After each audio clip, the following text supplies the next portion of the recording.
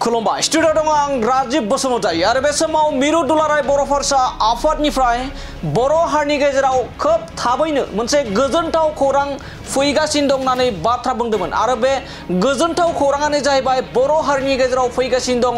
125 amendment बिल आरो बेखौ लानानै बिटिआरनि गाहाय मावफुं सोद्रोमा प्रमद बर' बिथाङाबो मोनसे बाथ्रा बुंदोंमोन दि बर' हारिनि थाखाय बर' हारिनि जौगानायनि थाखाय फिन आरोबाव बर' हारिनि गेजेराव गोजोनथाव खौरां फैगासिनो दं आरो बेनो जाहैबाय 125 एमेन्डमेन्ट बिल आरो बे 125 एमेन्डमेन्ट बिलखौ लानानै फिन आरोबाव बिटिआरनि गाहाय मावफुं सोद्रोमा प्रमद बर' बिथाङा फिन आरोबाव बाथ्रा बुंनायखौ बे समाव नुनो मोननाय जादों आरो बिथाङा फोरमायबावदोंदि 125 बिलनि थाखाय नखर मन्त्रि हादरनि नखर मन्त्रि अमित शाह बिथाङा 100% साखाफारा आरो बेयो 100% बर' हारिनि गेजेराव एमेन्डमेन्ट बिल जा 125 एमेन्डमेन्ट बिल बियो थाबैनो फैगासिनो दं होननानै बाथ्रा फोरमायदों। बे समाव फिन फोरमायबावोदि मिरु दुलाराय बर' फरायसा आफादनि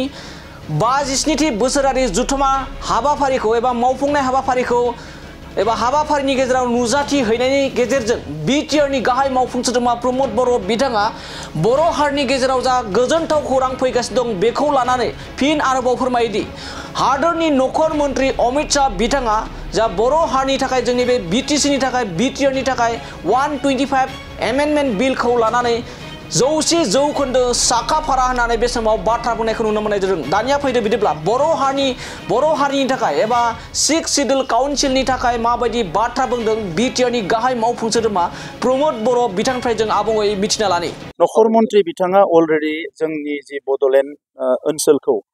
6 शिड्युल ओनसोल हिसाबै 125 एमेन्डमेन्टनि गेजेरजों बिनि माखासे गोहोखौ दाजाबदेरनाय आरो बेखौ आयेनगत भाबै संबिधानिक माखासे बेबस्थाफोरखौ बेवहाय स्ट्रेंथेन खालामनाय बेखौ गासैखौबो जोंजों रायलायखांबाय आरो बिथाङा बड'लेण्डनि बेलायाव जों दा बुजिनायाव 100% एग्रि जानानै दङ एनि टाइम एमेन्डमेन्टखौ पार्लियामेन्टआव लाबोनो थाखाय। नाथाय जिहेतु भारतआव सा सानजा भारतआव मोनसेल' नङा गासै गं 10 जोंहा 6 शिड्युल काउन्सिलफोर दङ। दा नंखायनो बाखि जि काउन्सिलफोर दङ बिथांमोननिया सोरबा माबा अबजेक्सन माबा माबि जेंना बेबायदि दङ पलिटिकेल लेभेलावनो जा बा बिसोरनि गावसोरनि लेभेलावनो जा बिनि थाखाय हयथ' एसे आवगायफैसे जानो हायो। नाथाय जों दासिम रायलायनानै जेखौ मोनबाय प्राइम मिनिस्टार आरो हम मिनिस्टार बिथांमोना जोंनि एमेन्डमेन्टनि थाखाय